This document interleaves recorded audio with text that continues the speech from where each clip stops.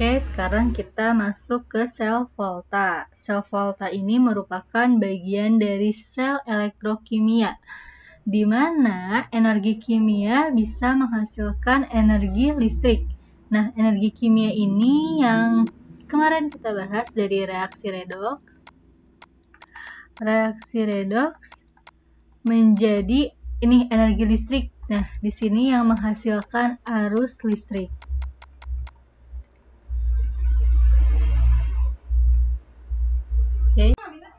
Oke, kita ke sini. Nah, di sini kita punya dua wadah. Di sini ada, kita gambarin. Di sini ada ZnSO4. Nah, di sini ada CuSO4. Nah, di sini ada batang tembaga ya, Cu. Nah, di sini terjadi reaksinya katode positif ya. Katode berarti di sini terjadi reaksi reduksi. Nah, selanjutnya yang sebelah kiri di sini ada ZnSO4. Nah, di sini ada batang besi ya, Zn. Nah, di sini terjadinya reaksinya negatif anode ya, atau oksidasi. Nah, di sini kita punya jembatan garam. Nah, jembatan garamnya pakai KCl. Biasanya jembatan garam ini adalah larutan yang elektrolit. Nah, untuk reaksinya, di sini anode. Dia ada Zn kan di sini yang mengalami oksidasi, sehingga di sini Zn-nya dia berubah menjadi Zn2+, sehingga harus ditambahkan 2 elektron, dan NO-nya adalah plus 0,76. Nah, untuk di katodenya sebelah sini CuSO4. Nah, yang mengalami reduksinya yaitu Cu, berarti dia mengalami reduksi, ditambah 2 elektron menghasilkan Cu. Nah, energi listriknya adalah plus 0,34. Nah, sekarang kita reaksiin menjadi reaksi redoks seperti biasa. Ini kan dicoret, 2 elektronnya dicoret sehingga menjadi Zn tambah Cu2+ menjadi Zn2+ ditambah Cu, sehingga NO-nya menjadi plus 1,1. Untuk notasi selnya, nah di sini yang pertama kita tuliskan adalah anodenya ya, anode. Setelah itu di sininya katode. Nah, ini jembatan garam.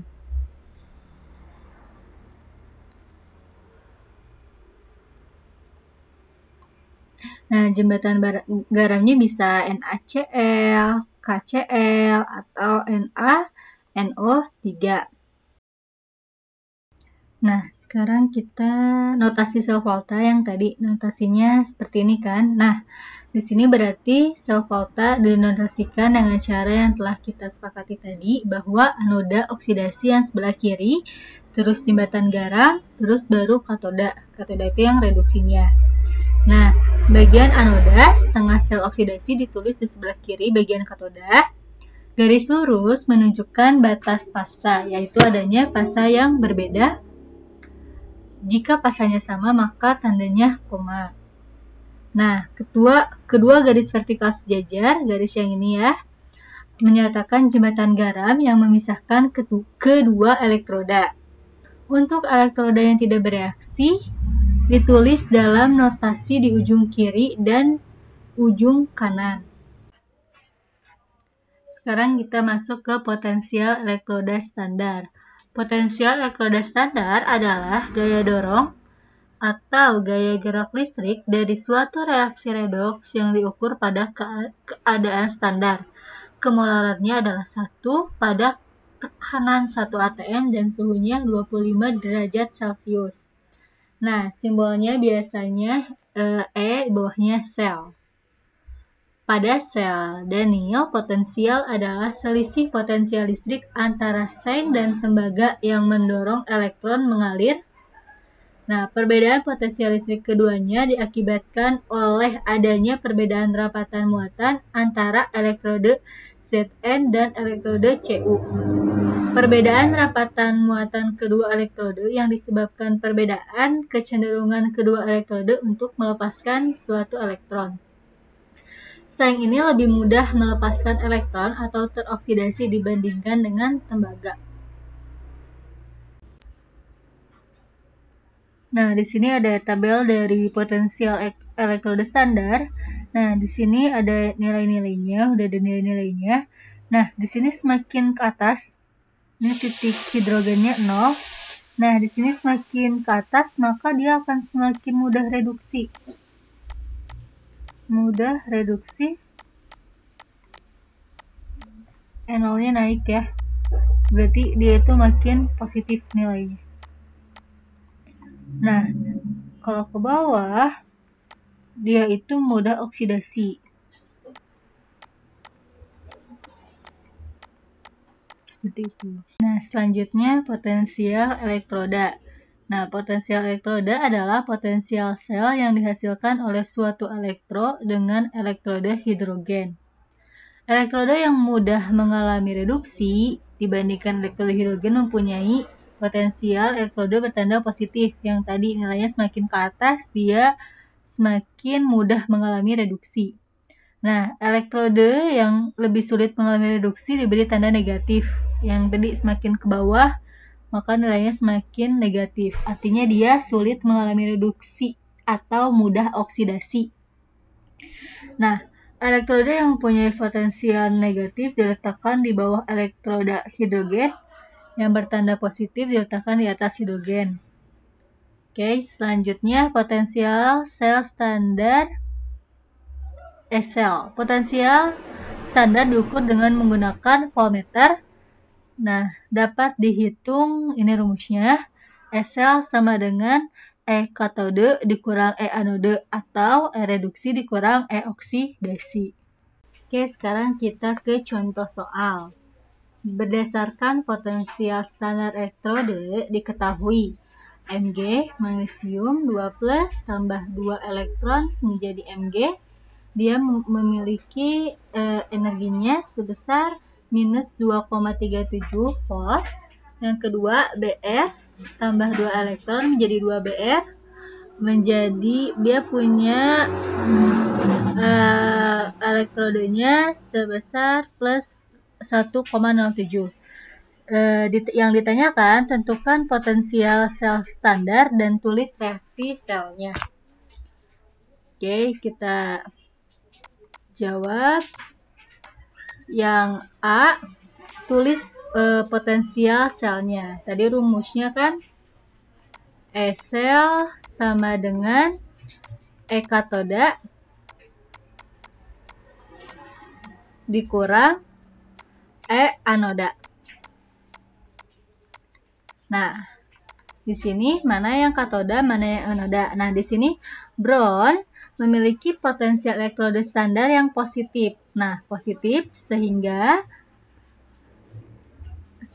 bron ini sebagai kutub katode atau kutub positif dan ini sebagai anode. Ini kan positif, berarti ini katode, ini anode. Anoda. Jadi selnya berapa? Plus 1,7, 1,07 dikurang minus 2,37 volt. Hasilnya 3,44 volt. Yang B, tulis reaksi selnya. Nah, reaksinya tadi kan Mg 2+ ditambah 2 elektron menjadi Mg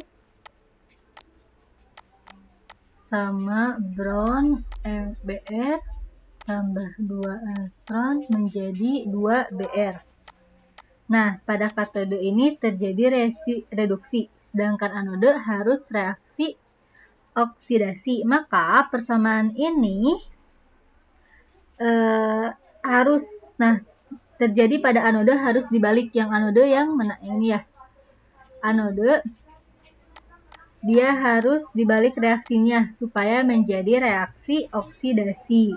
Nah, magnesium berarti sebagai anode, maka reaksinya harus dibalik ya. Ini kenapa? Biar menjadi reaksi oksidasi.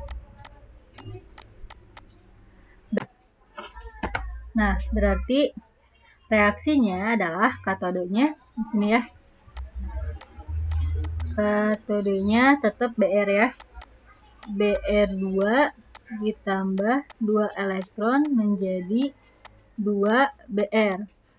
Nah, untuk anodenya kita balik karena anode di sini untuk reaksi oksidasi. Berarti Mg menjadi Mg2+ ditambah 2 elektron. Ini coret-coret. Nah, oke. Dijumlahkan menjadi Br2 ditambah Mg menjadi 2 Br ditambah Mg. Nah, SL-nya berapa? SL-nya 3,44 volt. Nah, ini untuk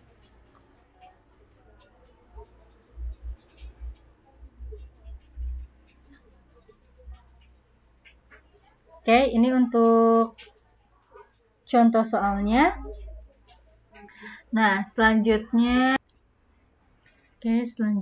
ini ada latihan bisa dikerjakan. Selanjutnya kita masuk ke reaksi redoks spontan. Nah, jika potensial sel yang dihitung bernilai positif, maka reaksi sel tersebut berlangsung spontan. Nah, contohnya reaksi antara magnesium dan Zn2+.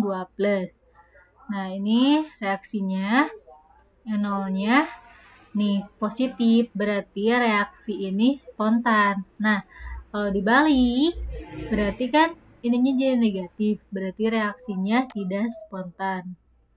Nah, kita ke contoh soal.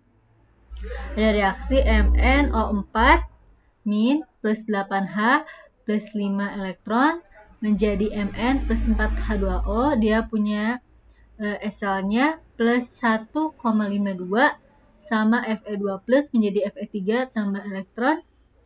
SL-nya menjadi negatif 0,77. Nah, di sini kan kita samain dulu. Di sini elektronnya 5, di sini 1. Berarti yang ini kita kali 1, yang ini kita kali 5. Oke. Berarti ini jadi 5 Fe2 plus menjadi 5 Fe3 plus ditambah elektron. Selanjutnya reaksinya kita jumlahkan. Nah, menjadi FnO4 tambah 8H plus 5 Fe2 menjadi Mn2 plus 5 Fe3 plus tambah 4H2O. Sehingga SL-nya adalah plus 1,25 dikurang 0,75 volt. Berarti reaksinya berlangsung spontan. Seperti itu. Selanjutnya ke latihan 02. Nah, ini untuk selanjutnya keterbatasan deret elektronika. Unsur-unsur logam disusun menurut besarnya potensial elektroda dari kiri ke kanan, mulai dari harga yang paling negatif ke yang positif, sampai deret potensial atau deret volta. Nah, ini susunan dari unsur logamnya. Ini ada pembatasnya H. Nah, atom H potensialnya 0. Batas antara logam dengan potensial negatif dan positif. Makin ke kiri letak logam dalam deret elektrokimia, maka makin ke kiri ya. Makin ke kiri, maka logam makin reaktif, berarti dia itu mudah melepaskan elektron. Logam merupakan reduktor, unsur yang mengalami oksidasi yang semakin kuat. Nah, makin ke kanan, maka logam makin kurang reaktif atau makin sulit melepaskan sebuah elektron. Logam merupakan oksidator, unsur yang mengalami reduksi yang semakin kuat. Logam yang terdapat sebelah kiri ini lebih reaktif dibandingkan dengan logam yang sebelah kanannya. Jadi nanti ada reaksi pendesakan. Nah, contoh, periksakah apakah reaksi berikut dapat berlangsung atau tidak pada keadaan standar. Yang A, Fe ditambah Zn2+ menjadi Fe2+ ditambah Zn. Yang kedua, Mg ditambah Cu2+ menjadi Mg2+ tambah Cu. Nah, yang ini, Fe tambah Zn. Ini yang A. Fe berada di sebelah kanan Zn, sehingga Fe tidak dapat mendesak Zn.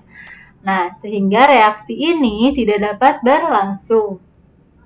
Nah, Mg berada di sebelah kiri Cu, sehingga Mg dapat mendesak reaksi Cu dan reaksinya dapat berlangsung. Kita lihat ya, Mg sebelah kiri Cu. Mg mana Mg? Mg terletak di sebelah kiri Cu. Nah, terletak di sebelah kiri Cu berarti dia bisa berlangsung. Tadi yang A apa?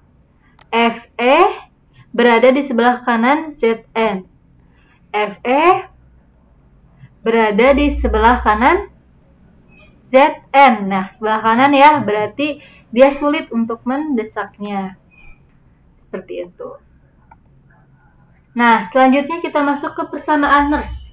Nah, di sini adalah suatu persamaan yang menghubungkan potensial reduksi dari suatu reaksi elektrokimia, reaksi setengah sel atau penuh, dengan potensial elektrodinamika standar, memperhitungkan suhu dan aktivitas, terkadang didekati dengan konsentrasinya, dari spesies kimia yang mengalami reaksi reduksi dan oksidasi.